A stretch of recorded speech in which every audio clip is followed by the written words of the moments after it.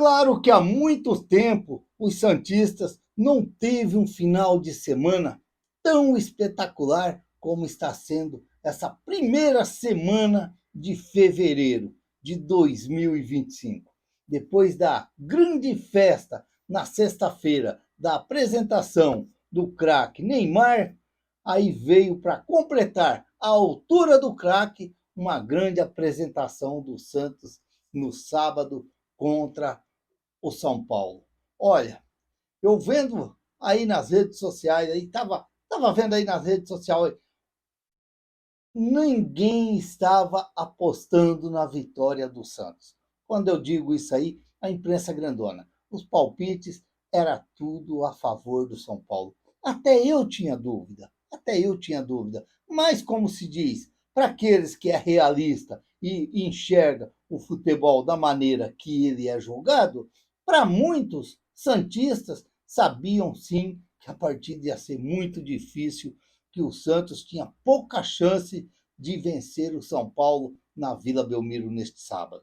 Mas é claro que é por isso que o futebol ele é maravilhoso. O futebol ele é delicioso e aí teve a grande surpresa, a grande apresentação do Santos contra o São Paulo. O grande jogo, bem jogado, e o Santos acabou sim vencendo. E muito bem o São Paulo. E merecidamente o resultado foi sim é, é, digno daquilo que o Santos fez dentro de campo.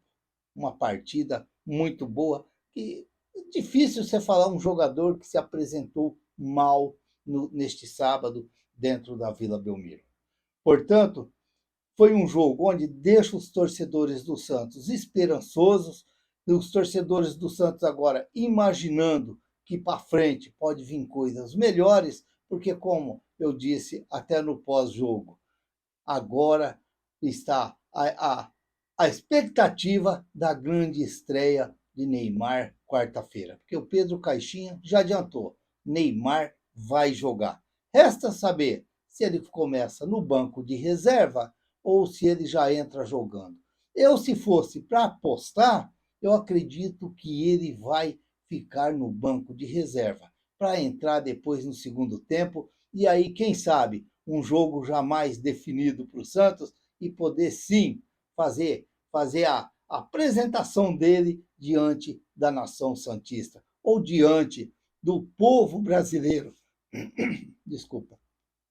Para aqueles que amam e gostam de ver um futebol bem jogado, é claro que todos vão estar de olho, principalmente aqueles que não estiverem no estádio, na Vila Belmiro, vão estar de olho na telinha para poder acompanhar a estreia ou a reestreia de Neymar no Santos. Uma outra coisa também que o Pedro Caixinha deixou para escapar ontem é a volta do Escobar lá na lateral esquerda, que ele deve estar voltando. Apesar do Vinícius Ira, olha que partida do menino ontem, para aquele menino que estava um pouco inseguro, como eu disse aqui no vídeo, lá naquela oportunidade, teve acertos e erros, mas ontem ele fez uma partida muito boa, não só ele, como o Bom Tempo, jogadores meninos da Vila que estão começando. Por isso que eu falo, às vezes não é que você vai pegar no pé, mas é que tem os corneteiros, tem aqueles corneteiros que às vezes eu cheguei até a dizer um dia aqui no vídeo que o Santos ia ter muitas dificuldades de pôr os meninos para jogar, porque basta 45 minutos que eles não se apresentam bem, eles já são cornetados e já começam todos a arrumar os defeitos que os jogadores, que os meninos têm.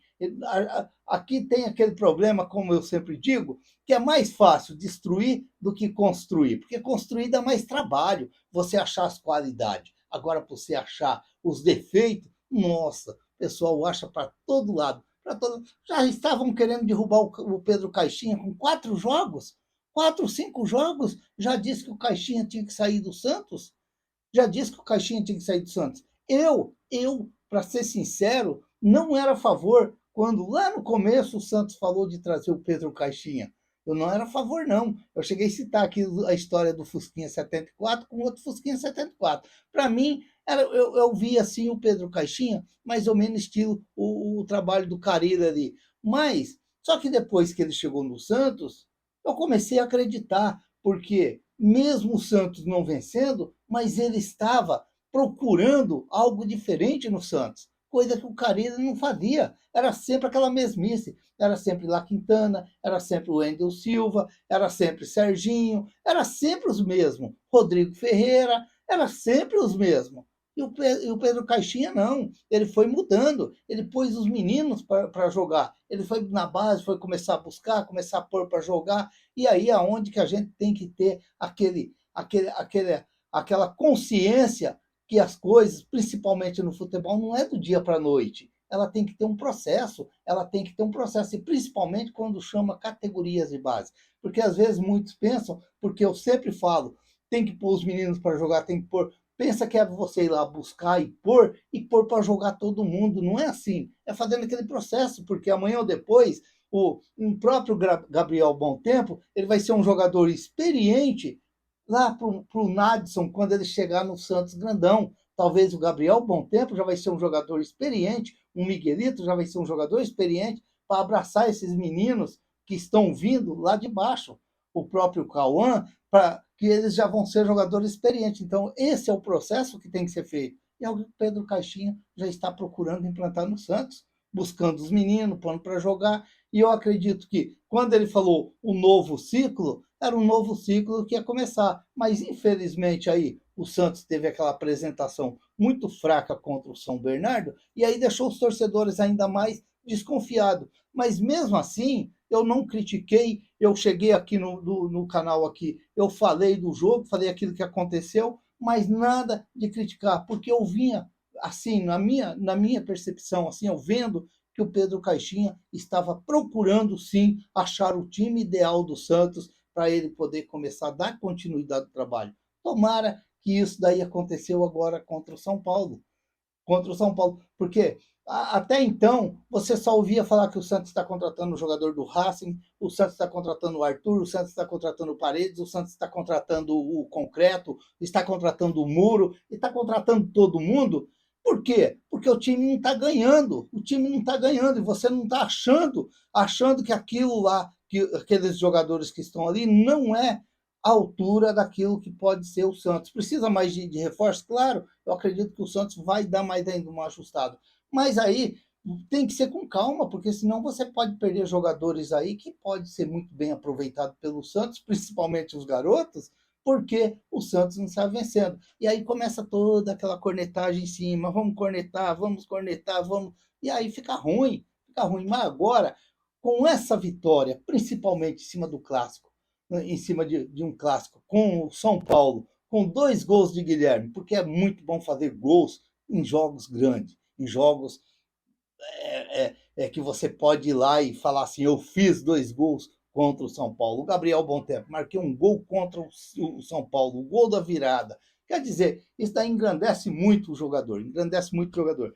Portanto, volto a afirmar, um final de semana daquele tranquilo para os santistas. A apresentação do Neymar e a volta do grande futebol do Santos, que há muito tempo os santistas não via um jogo como ontem o Santos fazia dentro da Vila Belmiro. Um jogo consistente, um jogo atacando, deu até uma mastigadinha em cima do São Paulo, deu uma remoída em cima do São Paulo. E isso daí é legal, isso daí é legal. Como eu disse aqui, já teve gente que falou que não, mas para mim, na minha opinião, no jogo de ontem, além dos 3-1, uma boa vitória do Santos, teve 2 pênaltis que o Luiz Flávio, não assinalou para o Santos. Culpa do VAR, do Guarizo, que não chamou ele lá no monitor. Porque, para mim, eu vejo 2 pênaltis legítimos não dados para o Santos.